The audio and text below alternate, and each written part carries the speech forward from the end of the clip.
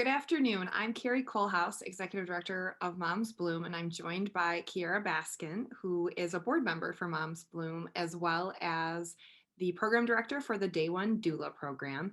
And we wanted to share with you some things that we shared with PSI Michigan at their Capital Steps event today. And also we want to show our support for Senate Bill 252, which Senator Winnie Brinks from right here from Grand Rapids, Michigan, is going to be talking about on the Senate floor today. So as I said, I'm Carrie Kolehouse, and I'm Executive Director for MomsBloom. We are an organization that provides postpartum support to women and families in need. And we do that by recruiting people from the community to be volunteers, and we match them with families who need extra hands at home during those first few difficult weeks and months after you bring home a new baby. I know how exhausting and isolating and overwhelming that time can be, and how demanding it can be to care for a newborn baby while your body is still recovering. That's why I'm so passionate about getting mothers the help that they need so that they can form loving bonds with their babies and allow their bodies to recover, staying mentally, emotionally, and physically healthy, going on to thrive in their roles as mothers. I'm honored to now be leading this organization and to now be the proud mother of an almost 12-year-old boy and a 4-year-old girl. And I'm now able to care and provide for them abundantly. But this was not always the position that I was in. When I had my son about 12 years ago, I was in a very different position. I was waiting tables and trying to get through college. I got pregnant. And unfortunately, the health insurance I had did not have pregnancy coverage, but fortunately, I did qualify for Medicaid coverage. I was able to keep myself really healthy during my pregnancy. I went to all my doctor's appointments. I took my prenatal vitamins. I ate well. I exercised every day in between classes. And I had a great doctor. I felt very supported by her and her team. On my final visit to the doctor before I gave birth, I remember her saying to me, "Please schedule your 6-week postpartum visit right now. Don't you dare reschedule it. You must keep that appointment because you're probably going to get dropped from Medicaid shortly after that." I was sort of taken aback and I said, "Well, will my baby have Medicaid coverage or will he get dropped?" And she said, "No, he won't get dropped. But once the baby's out of you, more than likely you're going to get dropped 60 days later." So I did make it to that 6-week postpartum visit. And I remember feeling so physically and emotionally exhausted. It seemed like the world had been keeping a secret from me of just how difficult having a newborn baby was and how difficult this postpartum recovery was. And when I was discussing it with my doctor, I was confusing everything with sort of sleep deprivation and the very real difficulty of having a newborn baby. So I couldn't see at the time that postpartum depression was creeping in, but I now, looking back, can see that. Shortly after that visit, things got dramatically worse. I fell into a very dark place and I had a lot of intrusive thoughts that were really scary to me. I had horrible thoughts about hurting myself and hurting my baby. I felt so ashamed and scared about these thoughts that I didn't share about them with any of my friends or family. I thought maybe I was just a terrible person and a failure as a mother, and I just need to work harder at it.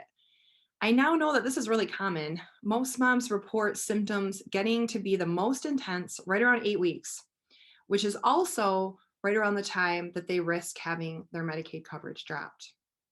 So one day, a stranger knocked on my door. She was a volunteer with a local breastfeeding advocacy group, and she was there to help me succeed at breastfeeding my son.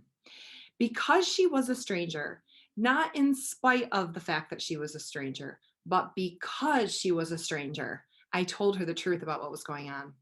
When she said, "So, how are things going?" I said, "Not well. I am sad and angry and hopeless all the time. And I have really scary thoughts. I feel like I'm failing at this." And she said, "I'm not a doctor, but it sounds to me like you're suffering from postpartum depression, and I think you need to call your doctor." So the next day I was at work, and the memory of what she had said and what I had said was kind of reeling through my head. And I snuck into the stairwell where no one could hear me. I called the doctor to tell them that I needed to be seen and I needed help. I didn't want to admit what was going on, but at this point, after the conversation I had with her, I realized it was dangerous.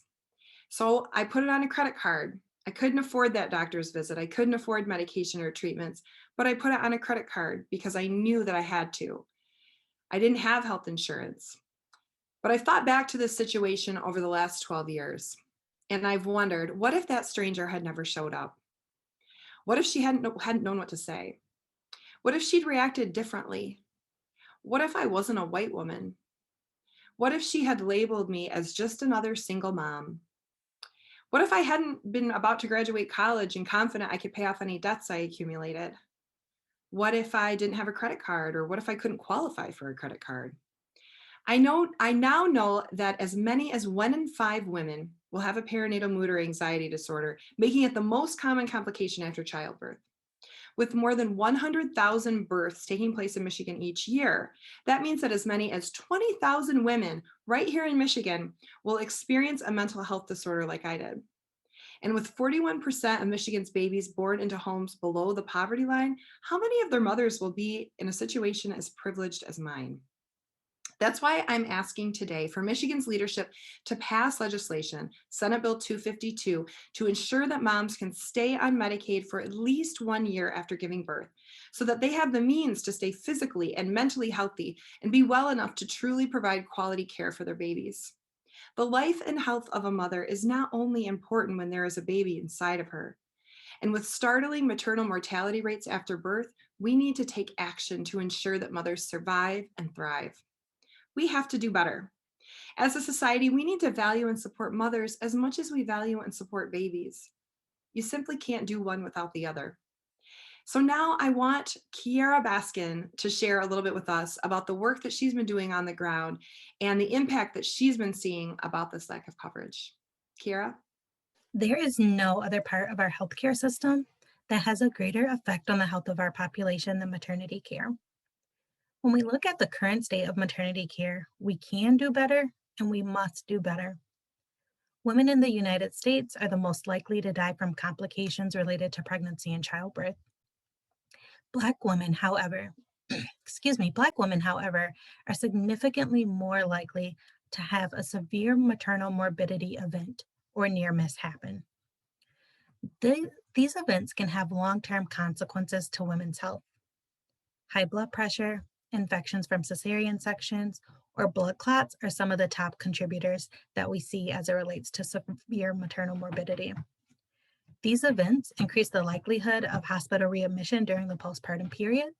And what I've witnessed is over 50% of the women that have come into my care have experienced month to month changes with their insurance, or they've been dropped from their insurance at various points within the 6 months following the birth of their baby. There's an adjustment period after one delivers a baby, and I can prep my clients on what's to be expected and how to alleviate stress. But what I still haven't found the best way to do is tell a mother that she's going to lose coverage, her healthcare coverage, just 60 days after the birth of her baby. Many days I find myself sitting with my clients on the computer or on extensive holds with customer service, just doing everything possibly that we can to make sure that their coverage is not lost. Our mothers are our first homes, and we must take care of them. Coverage can literally mean life or death. We continue to see maternal deaths during the postpartum period.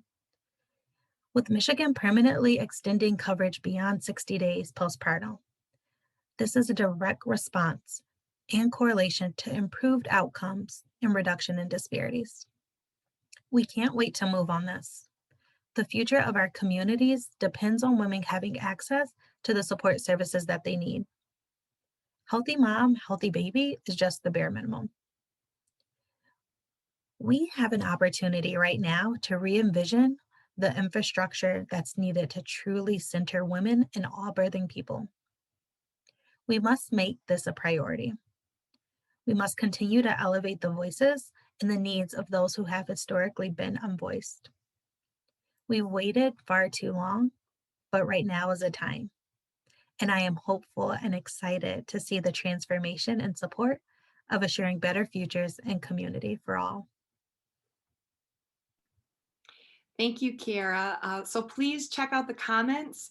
We want to invite you to write to your local senators to support Senate Bill 252. It's currently now in the Appropriations Committee in the Michigan Senate.